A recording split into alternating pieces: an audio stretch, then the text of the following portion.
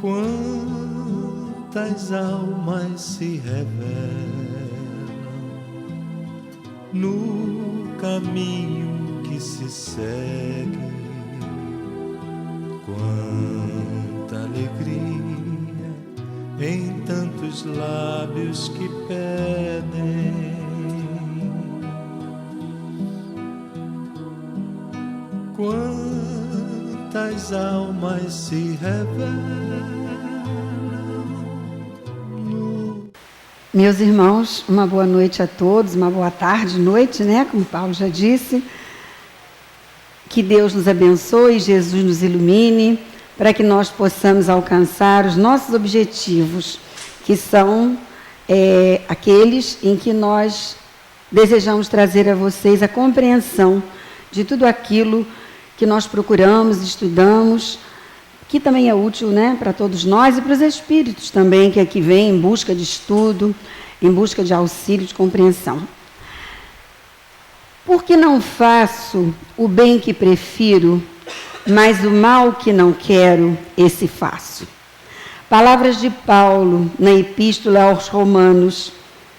E Paulo, todos nós sabemos muito bem, que é o redimido de Damasco, aquele Saulo, perseguidor do Cristo, e que numa bênção do céu, de um momento para o outro, se converteu na visão de Jesus e de perseguidor passou a ser o apóstolo do Cristo, coisa que conosco não acontece. Nós aqui estamos lutando pela nossa redenção, pela nossa transformação.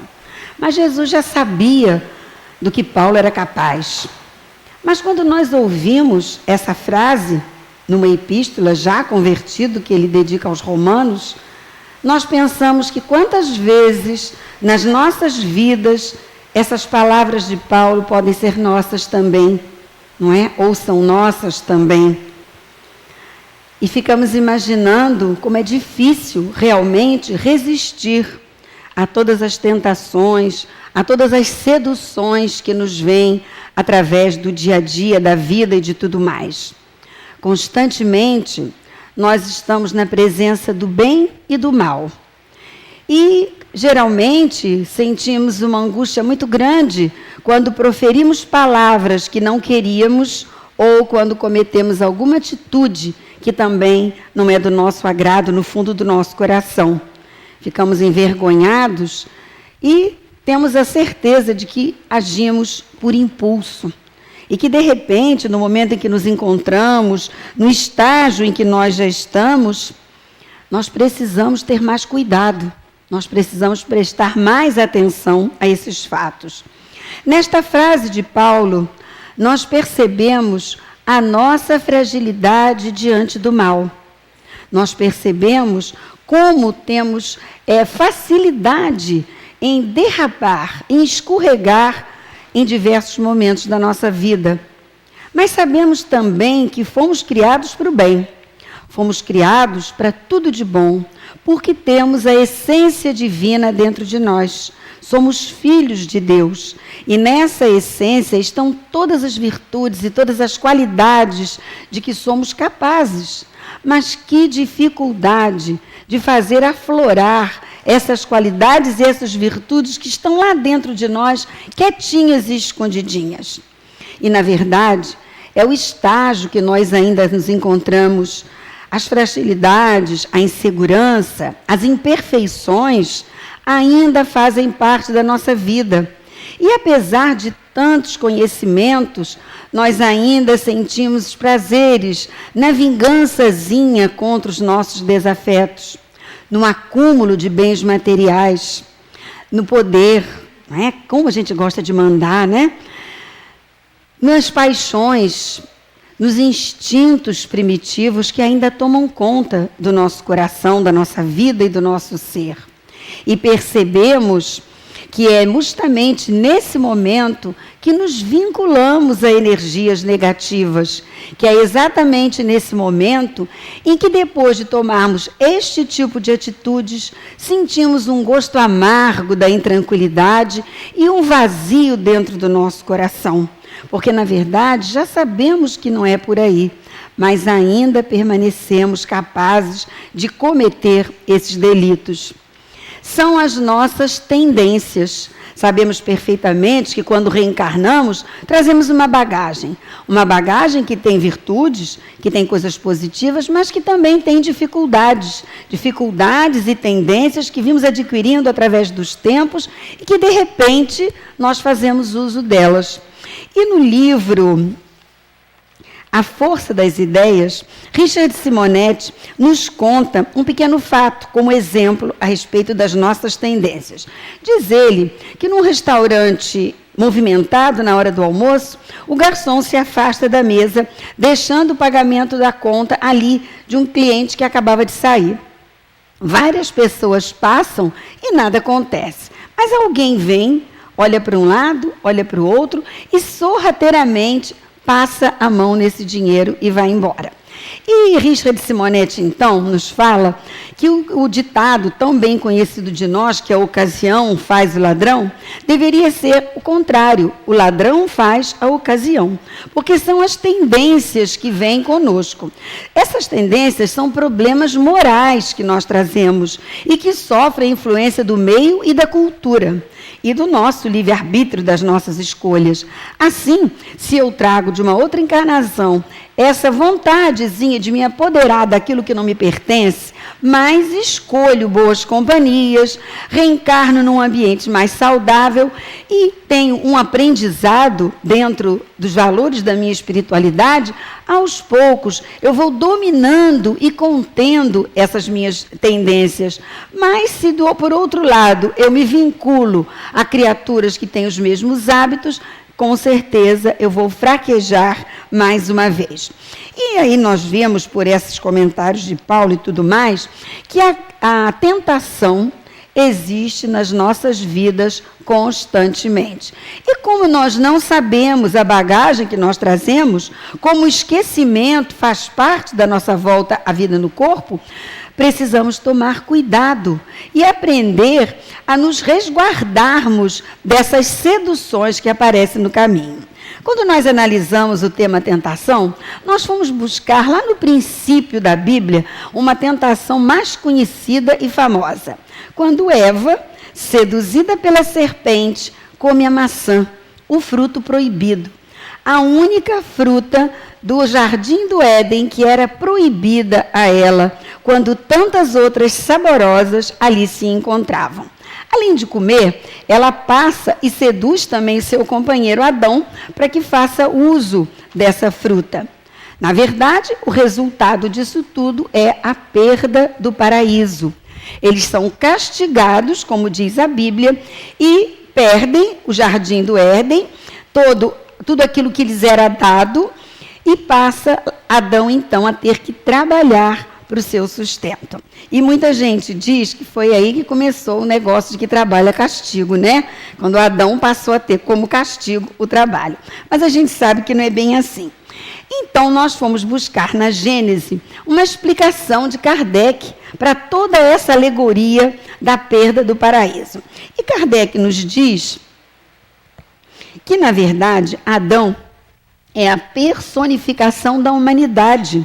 Sua falta, a fraqueza do homem, onde predominam os instintos materiais aos quais ele não sabe resistir. Então, já lá na Bíblia foi colocada essa história, esse fato, essa alegoria, para nos despertar a respeito de tudo isso.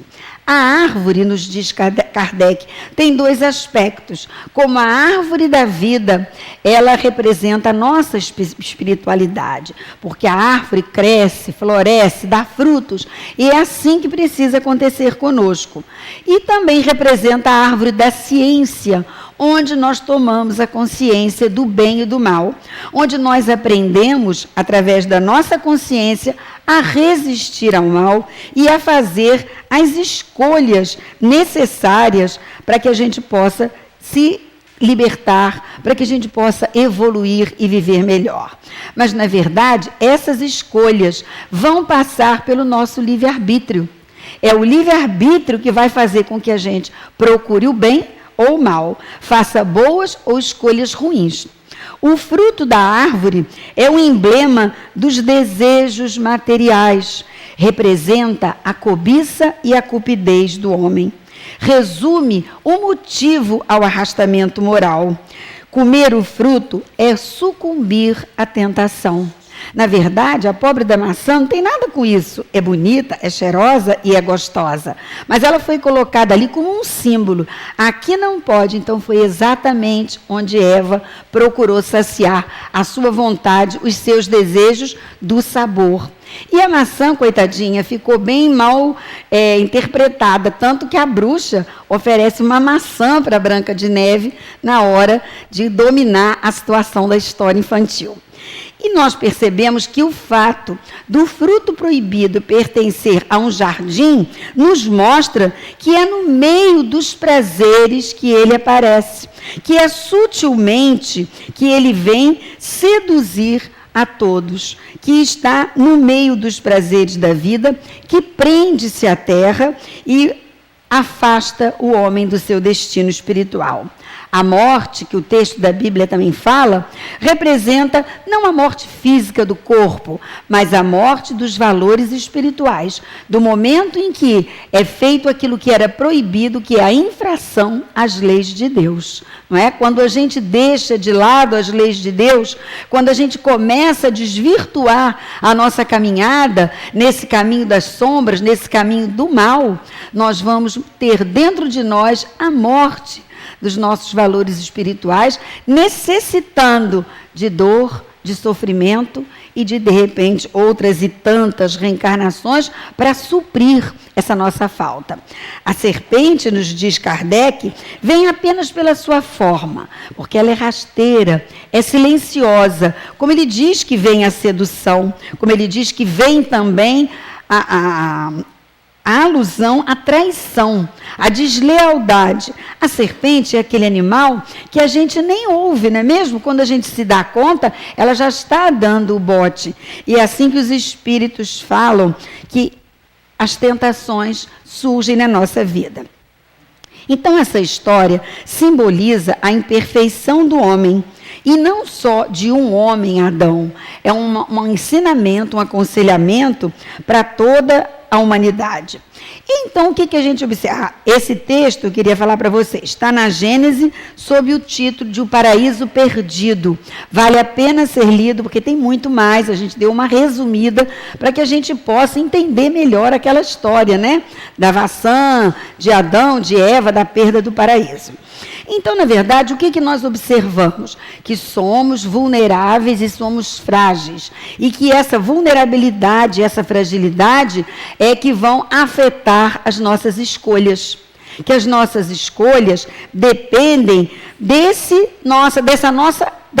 nosso estágio.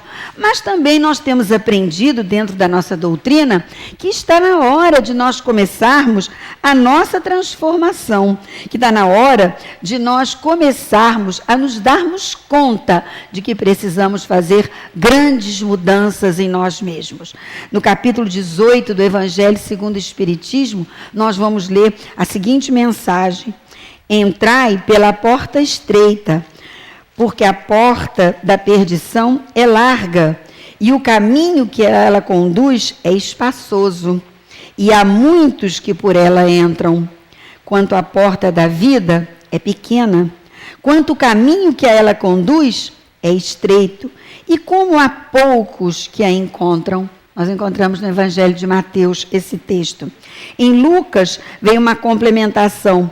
Fazei esforços para entrar pela porta estreita, porque eu vos asseguro que vários procurarão por ela entrar e não o poderão.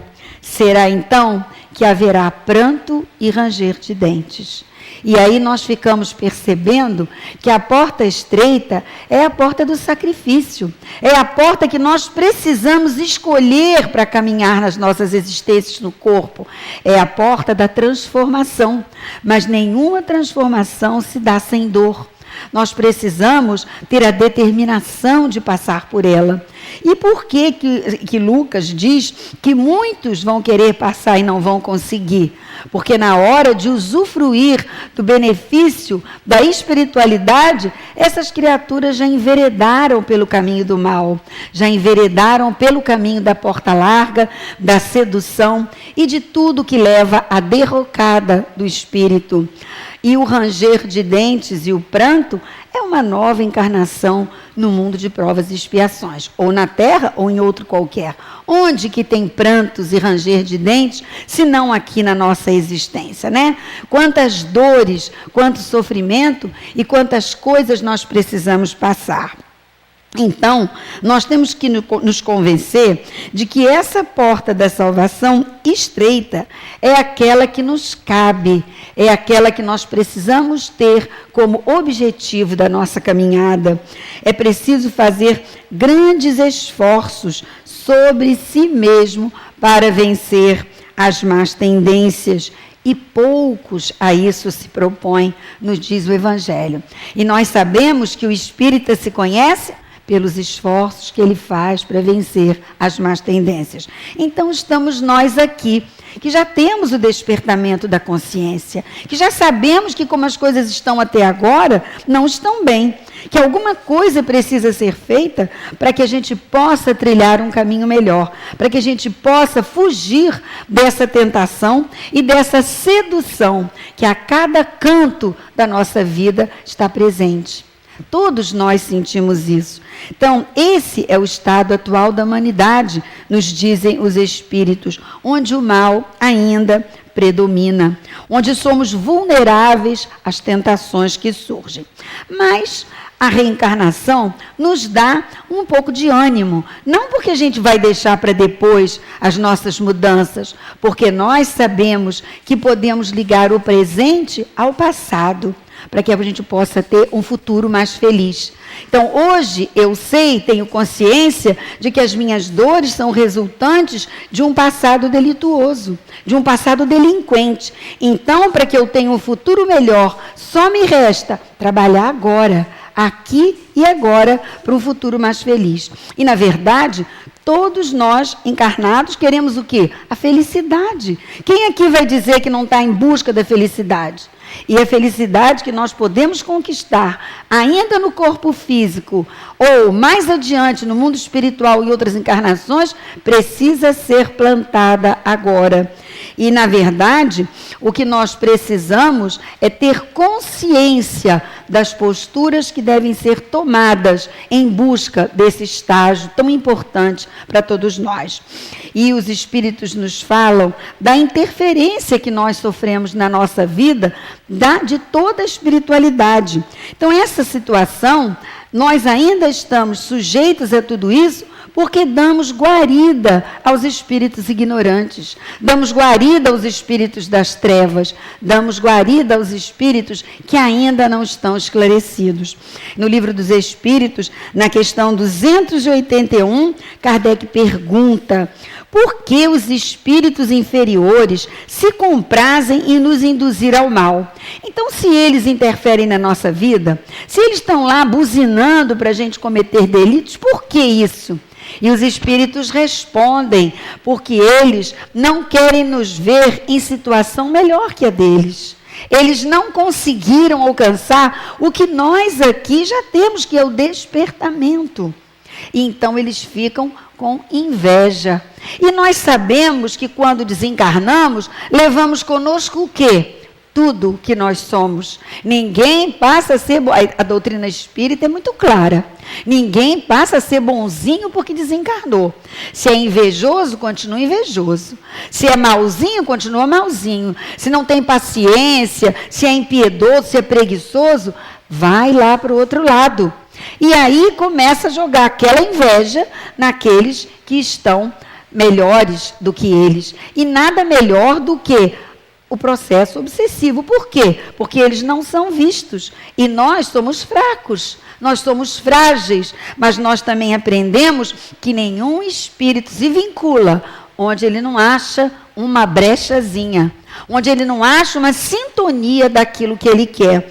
E nós aí ficamos pensando, realmente, todas as vezes que a gente vai fazer um trabalho na casa espírita, ou um estudo, ou um trabalho maior, a gente sente um assédio. Eu não sei se as outras pessoas que fazem estudos passam por isso, mas começa a acontecer tudo à nossa volta.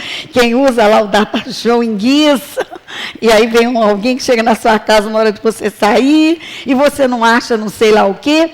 Você sente um assédio. Aí eles devem dizer de lá, está pensando que é boazinha só porque está subindo ali, está falando umas coisinhas que aprendeu. Não é, não. Eu conheço ela de outras vidas. Então, vai lá e começa a fazer uma interferência para que a gente caia também. Às vezes, porque são conhecidos nossos, né? De um passado lá que a gente não foi muito bonzinho, não. Outras vezes, oportunamente, passa e diz, está estudando espiritismo, não, nada disso. Quando nós fazemos o nosso encontro do carnaval, lá na nossa casa, o Amor e Caridade, nós temos a proposta de todos os dias, bem um mês antes, orar às 10 horas da noite, todos os participantes, porque não é fácil, um quebra o pé, né? O outro acontece qualquer coisa, o outro não consegue as reuniões, o assédio é muito grande. E na mesa mediúnica a gente recebe esse tipo de aconselhamento, né, de orar bastante para resistir às tentações. Em outra pergunta, eles respondem, os espíritos maus ficam satisfeitos quando veem seres semelhantes a eles. Então, olha, você vai desistir, eu não vou fazer mais nada. Não estou, fico nervosa, estou cansada, não tenho tempo para estudar. Aí pronto, é uma alegria só. Aí quando você diz assim, eu acho que eu vou deixar isso de lado, você começa a receber um monte de telefonema, né, Paulo? Quer fazer uma palestra para mim? Que dia você pode vir aqui? Então, mostrando para nós que a gente não tem que desistir por causa desse assédio. Então, quando nós nos julgamos bem escondidos, tem sempre um espírito que sabe o que se passa dentro do nosso coração.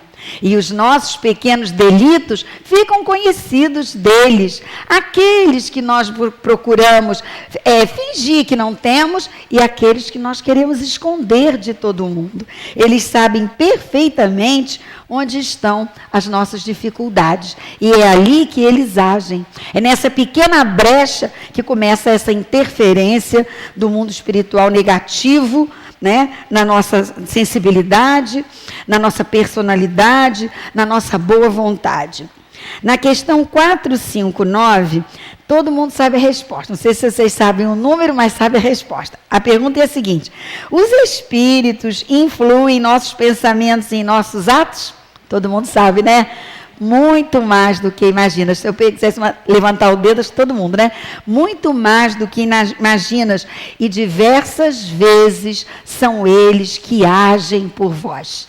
Está lá, Livro dos Espíritos, 459.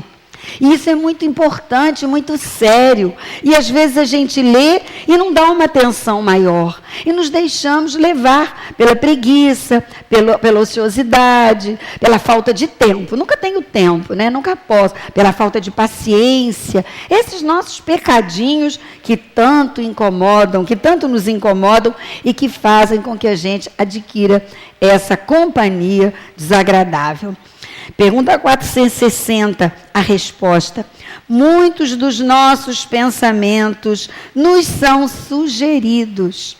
Neles há um pouco de nós e um pouco dos espíritos que interferem. 460. É por isso que muitas vezes temos em nós duas ideias que se combatem, contraditórias. Quantas vezes você vai um dia dormir e fala, está decidida a tomar uma determinada atitude? Às vezes boa, às vezes ruim. E no dia seguinte você acorda com outra ideia completamente diferente. Se era ruim e você, durante o sono, ao se desligar do corpo, consegue ir em busca de respostas boas, você muda para o bem. Mas, se era boa e você, durante o sono, se afastou para lugares onde os ensinamentos não são bons, você muda para o mal. Então, a oração é imprescindível na hora de dormir, para que na hora do desligamento do nosso corpo, em que nós saímos por aí, a gente vá se vincular, vai encontrar estudos, outras casas espíritas, onde os espíritos estão trabalhando, a nossa própria casa espírita. Então, nós podemos receber pensamentos sugeridos por espíritos bons ou por espíritos maus. É claro que a gente quer os bons, mas às vezes a gente não consegue fazer diferença. Somos tão vaidosos e tão orgulhosos que às vezes batemos o pé. E daí vem o desequilíbrio, não é verdade? E a gente vê que essa situação, desde que a gente é pequena, até no desenho infantil, tem um anjinho e o diabinho, não é assim? O anjinho diz, não faça bobagem não. O diabinho, faz sim, vai lá, pega aquilo, pula ali, estraga o outro. Então, desde crianças, nós sabemos que há o anjinho e o diabinho. Então, se nós vamos seguir o anjinho ou o diabinho, agora é nossa escolha, é nossa decisão, é nossa opção.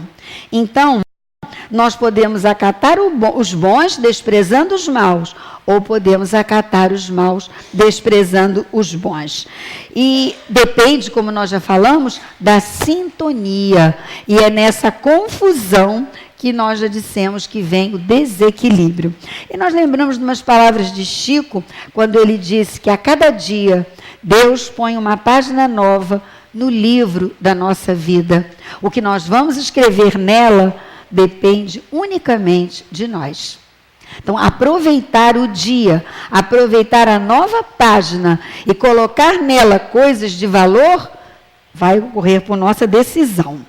Então, para distinguir entre uma coisa e outra, nessa dificuldade, nesse mundo de sedução, nós temos que ter discernimento, nós temos que orar muito, buscar dentro de nós uma caminhada que vá nos ajudar.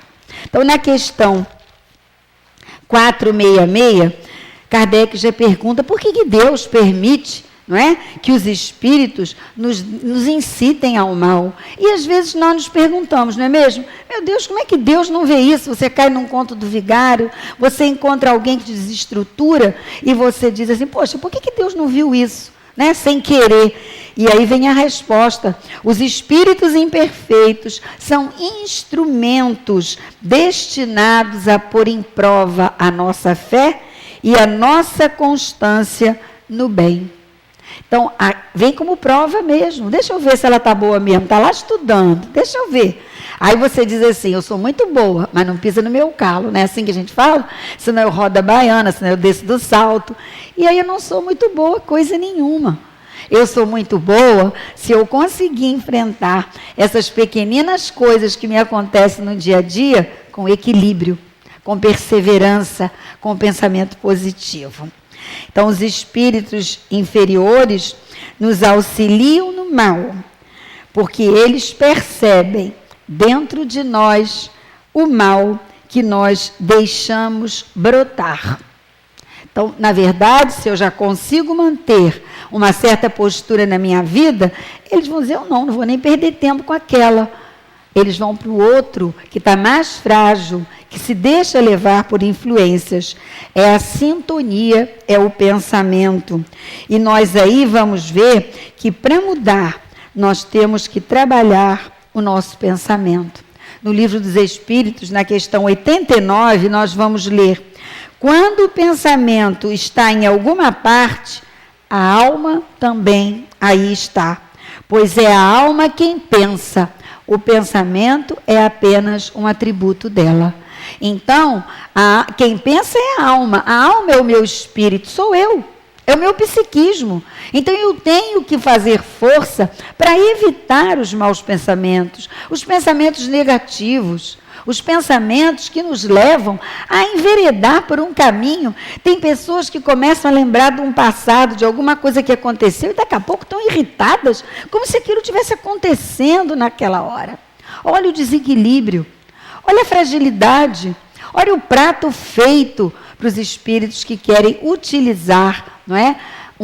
A nossa tentativa de melhorar e fazer de nós um boneco, um fantoche nas mãos deles.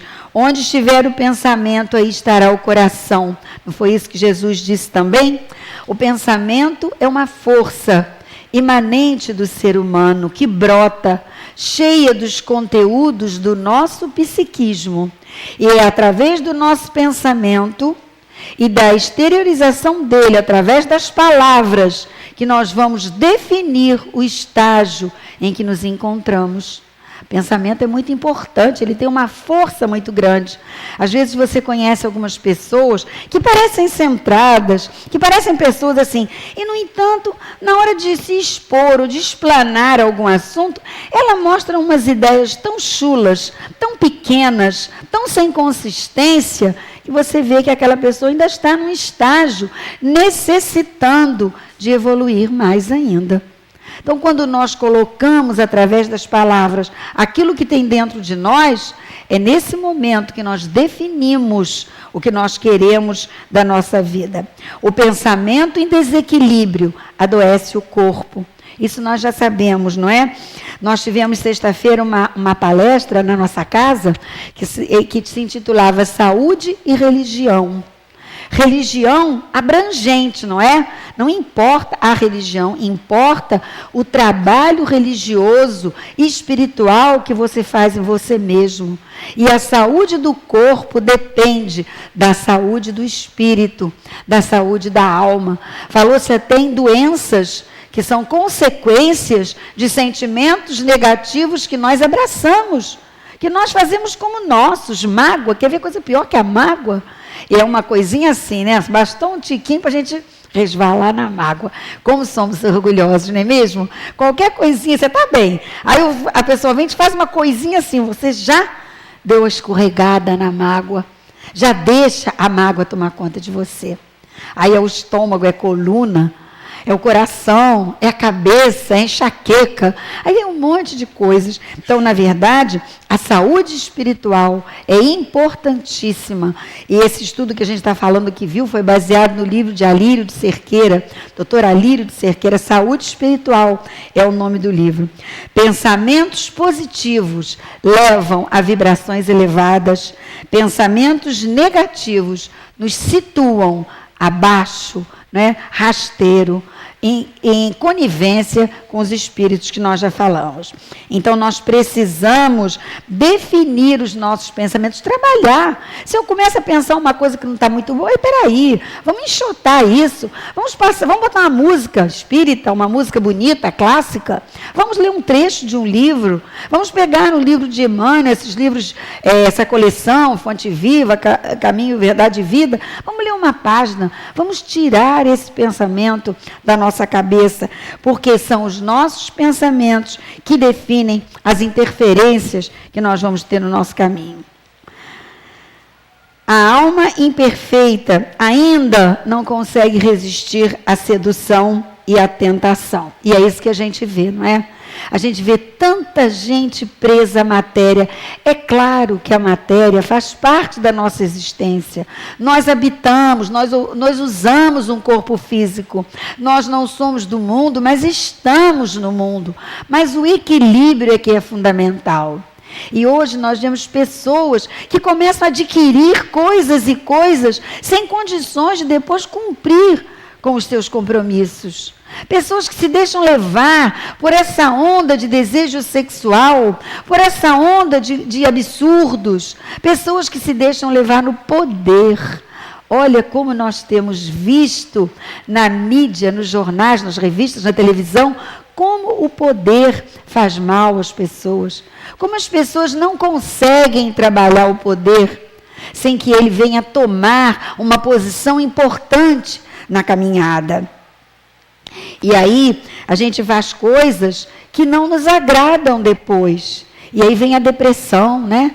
Vem o suicídio, vem a droga, vem o álcool, vem todos aqueles vícios que são consequências do estado da alma doente, do estado da alma envergonhada, do estado da alma culpada.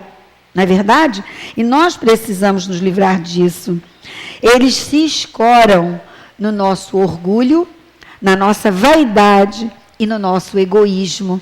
3 sentimentos negativos que ainda temos dentro de nós. É claro que já não mais como no passado. Hoje nós já sabemos mudar um pouquinho a coisa, já sabemos destemperar o nosso orgulho, a nossa vaidade e o nosso egoísmo, mas ainda nos deixamos levar por eles e com isso deixamos que vibrações negativas venham a ocupar um espaço muito grande na nossa vida, como disseram os espíritos a Kardec. Então, recapitulando, nós sabemos que sofremos tentações, seduções, interferências negativas. Sabemos que estamos vulneráveis a elas pela nossa imperfeição, que abrimos a guarda, que abrimos brechas em nós mesmos. Então, concluímos que precisamos mudar. A grande proposta da doutrina, a transformação moral. Porque é só através dela, através da transformação moral, que eu vou conseguir trilhar o outro caminho. Mas sem o autodescobrimento, sem o conhecimento de mim mesma, eu não vou mudar. Eu sei que tenho que mudar, mas não sei nem direito o quê. Tem coisas que eu faço, que eu mesma desculpo, que eu acho, mas eu fiz porque fulano falou assim. Mas eu fiz porque o outro me cutucou. A gente ainda usa esse critério infantil, esse primarismo, não é? De botar no outro a culpa que nós temos. Então eu preciso me conhecer. Eu preciso buscar o equilíbrio dentro de mim mesma, para que eu possa vencer essas tendências negativas e conseguir a verdadeira felicidade, os bens da vida. Então, cuidado com a ilusão, nos dizem os espíritos. O que vem de fora, conquistas materiais, poder, fama, satisfação dos sentidos e etc., não nos conduz à felicidade, mas nos conduz às tentações e fatalmente à desilusão e ao vazio. Porque, em princípio, são as necessidades imediatistas, os prazeres imediatistas. Ali está ótimo, mas passou um pouco, aquilo não trouxe nada. Você correu atrás, conquistou, arranjou dinheiro, comprou, fez, aconteceu, e você percebe que aquilo ali não representou nada para você. Aquilo ali era efêmero, era exatamente como os espíritos falam, a ilusão. E nós vamos buscar a palavra de Jesus. O reino dos céus está dentro de vós, proclamou Jesus. Mas para que ele possa surgir, é necessário a sinceridade com nós mesmos, verificando o real valor das nossas ações. É a reflexão. Eu preciso ver o que eu faço, fazer um autoencontro dentro de mim mesma. Joana de Ângeles fala tanto, não é? Autoencontro. É me analisar, é buscar dentro de mim o que tem me incomodado e o que eu percebo que incomoda as pessoas à minha volta. As minhas atitudes que magoam o outro e que eu ainda faço, para que eu possa então trabalhar nelas e ver a modificação que é necessário fazer para uma vida melhor. Esses ensinamentos estão nas Leis Morais de Rodolfo Coligares. E nessa caminhada, em busca do progresso espiritual, em busca dessa minha nova condição de vida, eu tenho necessidade da prece. Eu não posso abrir mão da prece. É a prece que vai me sintonizar com os bons espíritos. A prece é um recurso poderoso que nós temos ao nosso alcance. Não é verdade? Mas a prece sincera, aquelas com as verdadeiras necessidades nossas, e não aquele em que eu vou orar e peço para melhorar de vida, para ganhar a loteria, ou para conseguir isso, ou para conseguir aquilo. O amor de volta em 3 dias, né? Aquela coisa que a gente vê aí, que na verdade é um vazio. Eu preciso ser sincera comigo. Eu preciso buscar na minha prece os bens verdadeiros que ainda faltam dentro de mim. Então, essa prece tem que ser sincera, simples, palavras simples. Não precisa de palavras muito bonitas, não precisa demorar horas orando. Eu preciso simplesmente pedir ajuda, abrir o meu coração e estar pronta para as respostas que vêm. Porque as respostas nem sempre são aquelas que nós queremos. Nem sempre o que nós achamos bom para nós é realmente. Às vezes a espiritualidade analisa e fala, não, se eu der isso a você agora, você vai perder de evoluir. O que você está passando é o que você precisa, é o que vai te promover, é o que vai fazer com que você espiritualmente saia daqui muito melhor do que você chegou. Com que você saia daqui com uma outra luz, com uma outra vibração espiritual. Ela é o intercâmbio entre a criatura e o Criador. E as nossas propostas precisam ser, como nós já dissemos, simples e verdadeiras. A prece é a irradiação do pensamento, como nós falamos, mas agora com conteúdos positivos. Agora eu preciso refletir, eu preciso usar a minha consciência e o meu aprendizado para pedir, me entregar a Deus, não é? A prece mais correta é aquela que a gente diz, Pai, faze de mim o que for melhor. Me ajuda naquilo que eu preciso, me dando força para que eu possa enfrentar os momentos difíceis da minha existência no corpo. Então, a sabedoria divina ouve aquilo que nós estamos pedindo. O pensamento se transmite através do fluido universal. O fluido universal é que nos envolve, onde estão os espíritos encarnados, desencarnados, tudo, os mundos estão aqui no fluido universal. Então é através do fluido universal que o pensamento se conduz em linha reta. Então a prece, que é o pensamento cheio de conteúdos positivos, caminha até encontrar um semelhante, que é um espírito de luz, que é um espírito bom, que é alguém que já conviveu com você, que já tem condições de te ajudar ou interferir por você. Então, quando a prece é do fundo do coração, nós vamos conseguir as respostas, não é? As respostas que nós precisamos para que a gente possa vencer. No Evangelho segundo o Espiritismo, no capítulo 28, é o último, tem uma coletânea de preces, porque às vezes as pessoas dizem assim, eu não consigo orar, quando eu estou agoniada, não sai nada, eu fico querendo orar e a palavra se repete. Vai lá no Evangelho, busca uma prece daquelas, e tem uma que se diz, para resistir à tentação. Então a gente pega e lê. Se eu estou sentindo que existe em mim uma interferência negativa, que tem a proposta de me desviar do caminho certo a seguir, eu vou lá e oro, faço essa prece e leio essa prece do fundo do meu coração.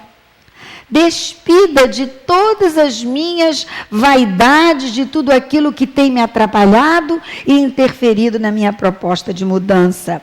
Então, nós vamos conseguir, com certeza, a resposta que nós precisamos, que é a força, a coragem, a determinação. Jesus, que tão bem nos conhecia, que sabia das nossas dificuldades e daqueles que o procuravam na época em que ele aqui esteve, aconselhava sempre o quê? Vai e ora, vigiai e orai, não é verdade? E nós tomamos para nós essas palavras no dia de hoje, porque Jesus continua conhecendo os nossos corações, as nossas dificuldades, e com certeza pronto para nos ajudar. Orar, vigiar e orai. Por que vigiar primeiro? Porque eu vigiando, eu oro certo. Eu oro pedindo as coisas que me são realmente necessárias para o meu crescimento espiritual. E não oro iludida, seduzida ou sofrendo a interferência de algum espírito. Então, quando eu vigio a minha oração, quando eu vigio o que eu oro, eu vou me manter vinculada às forças positivas do universo, aos espíritos de luz, aos nossos protetores. Nós temos o assédio, sim, dos espíritos negativos, mas nós temos também a interferência dos nossos protetores. Os nossos protetores também estão lá, é o anjinho da história. Olha, não faz isso não. Agora, eles deixam que a gente haja pelo nosso livre-arbítrio, não é? Eles dão a intuição, mas esperam a nossa decisão. E para que a gente possa decidir pelo bem, nós precisamos estar sintonizados com o bem. Com essa essa gama de espíritos que estão prontos a nos ajudar. Quantos livros, quantas mensagens, quantas coisas maravilhosas nós temos ao nosso alcance para nos dar um impulso nessa caminhada difícil. Uma caminhada que precisa de força, de coragem, de determinação. Mas nós vamos conseguir se estivermos realmente dispostos a conquistar. Na oração que Jesus nos ensinou, tem uma frase que diz: Senhor, não nos deixeis cair em tentação, mas livrai-nos do mal. Olha já a tentação, Jesus foi tentado, mas como espírito nobre, espírito de escola, venceu facilmente a tentação. Mas nós, pequeninos e imperfeitos, ainda temos muita dificuldade, mas com a ajuda dos bons espíritos, nós vamos conseguir realmente essa proposta de mudança. No livro Fonte Viva, tem um trecho de uma página de Emmanuel que diz o seguinte: vigiando e orando para não sucumbirmos às tentações, de vez que mais vale chorar sob os aguilhões da resistência que sorrir sob os narcóticos da queda. Então, se a porta estreita é difícil, se a porta estreita arranha os nossos braços, as nossas pernas, se coloca calo nos nossos pés, é preferível a gente chorar no aguilhão da resistência do que se ver cair nesse narcótico, de se acordar de repente, se percebendo num rumo completamente errado, num rumo completamente desvirtuado. É claro que as oportunidades aparecerão mais adiante, em novas reencarnações, onde haverá pranto e ranger de dentes. Então, para que a gente possa adiantar o nosso progresso, para que a gente possa se livrar de novas encarnações em mundos de provas e expiações, para que a gente possa acompanhar a Terra na regeneração, é aqui e agora. A cada tentação vencida, nós precisamos agradecer a interferência dos bons espíritos. É indispensável que a gente consiga sempre seguir esse caminho do bem, esse caminho do amor, esse caminho que nos vincula ao mundo espiritual, ao mundo da paz, ao mundo do bem, aos espíritos de luz. Nós trouxemos aqui, vamos ler rapidinho, alguns trechos de uma página de Joana de Ângeles, que está sempre pronta, né, para nos auxiliar. A página se chama Convite à Vigilância, do livro Convites da Vida. Então, entre o texto todo, nós destacamos a seguinte frase: insaciável, seduz paulatinamente, com promessas de ventura, destruindo os que lhe caem nas malhas. Conivindo as suas diretrizes, mesmo por negligência, somente poucas vítimas logram liberação. Quando tal ocorre, o tributo a pagar é de alto e penoso valor. Quer dizer, quando a gente cai, a gente vai sair sim, mas vai carregar uma carga de dificuldades. Referimos-nos à tentação. Tóxico envenena facilmente. Ácido queima e requeima sem parar. Prazer dilui os sentimentos e anestesia os deveres, dilacerando a responsabilidade, deixando inermes os valores morais que exornam o caráter. Não se lhe dê trégua em momento algum. Mais adiante ela diz: necessário vigiar as entradas do coração e permanecer no posto da prece. Ora, portanto, mas vigia também. Olha que aconselhamento, né? Está aqui a real importância da tentação nas nossas vidas. E como nós temos condições, já temos condições, de acordo com a nossa consciência desperta, se hoje, um domingo de sol quente, às 6 horas da tarde, deixamos as nossas casas e aqui estamos, deixamos alguns prazeres do mundo e aqui viemos na expectativa do que vamos ouvir, do que será trazido para nós, é porque já temos a consciência de que temos que mudar a nossa maneira de ser. E temos o amparo da espiritualidade amiga. Temos o amparo de Jesus, o Mestre amado, que olha por todos nós, que sabe das nossas necessidades, que nos estende a mão, nos erguendo daquele buraco em que às vezes nos colocamos e nos oferece o ombro na hora do nosso pranto de dor. E com certeza vamos vencer. E com certeza vamos nos livrar dessa interferência, deixando para aqueles que ainda não sofreram o despertamento, que ainda não passaram pelo despertamento da consciência e que ainda sofrem pela necessidade da matéria exagerada.